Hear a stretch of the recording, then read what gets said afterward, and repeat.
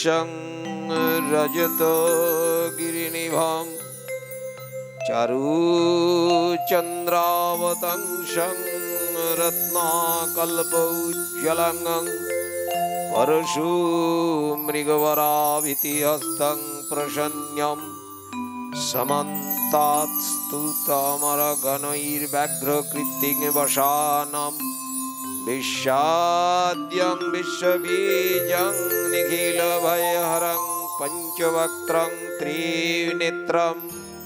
মহাশিবরাত্রি হচ্ছে হিন্দুদের একটি গুরুত্বপূর্ণ ধর্মীয় উৎসব। ফাল্গুন মাসের কৃষ্ণপক্ষের চতুর্দশী তিথিতে অগণিত ভক্ত শিবলিঙ্গে গঙ্গাজল, দুধ, বেলপাতা, ফুল দিয়ে পূজা করে এই শিবরাত্রি বা শিব চতুর্দশীর মহাব্রত পালন করে থাকেন। চলতি বছর অর্থাৎ 2024 সালে কবে শিবরাত্রি চলুন জেনে নেওয়া যাক। 2024-এর 8ই মার্চ মহাশিবরাত্রি পালন করা হবে। ভক্তরা বিশ্বাস করেন পূর্ণ এই তিথিতে নিষ্ঠা ভরে পূজা করলে ভোলেনাথ তার ভক্তদের মনোবাঞ্ছা পূরণ করবেন। আর পুরাণ অনুসারে এই দিনই বিবাহ বন্ধনে আবদ্ধ হয়েছিলেন শিব পার্বতী। তাই এই দিন মহাদেবের পাশাপাশি পার্বতীরও আরাধনা করা হয়। মহাশিবরাত্রিতে সকল নিয়ম মেনে শিব শঙ্করের উপাসনা করলে জীবনের সব সুখ ও সৌভাগ্য লাভ করা সম্ভব, এমনটাই বিশ্বাস করেন শিব ভক্তরা। তাই এদিন দলে দলে ভক্তরা শিব মন্দিরে পূজার জন্য সমবেত হয়। সেখানে পুরোহিতের নির্দেশানুসারে পূজা সম্পন্ন হলে বাড়িতে প্রসাদ নিয়ে গিয়ে বাড়ির মহাদেবকে প্রণাম করে পরিবারের সদস্যদের মধ্যে প্রসাদ বিতরণ করে থাকেন।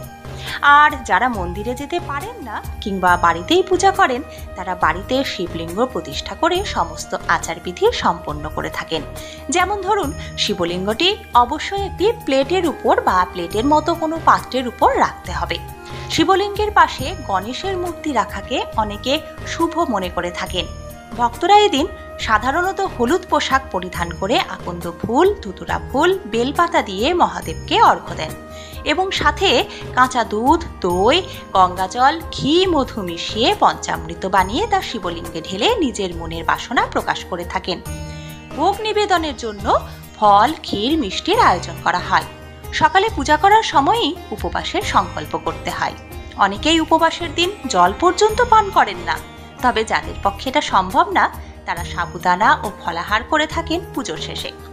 শিবলিঙ্গের রুদ্র অভিষেক সম্পন্ন হলে ওম নমঃ শিবায় মন্ত্র বা মহামৃত্যুঞ্জয় মন্ত্র 108 বার পাঠ করে পরিবারের সবাইকে নিয়ে আরতি করে থাকেন ভক্তরা। যারা বিবাহিত তারা স্বামী স্ত্রী একসাথে এই ব্রত পালন করেন, আর অবিবাহিত মেয়েরা শিবের মতো স্বামী পাওয়ার আশায় এই ব্রত পালন করে থাকে।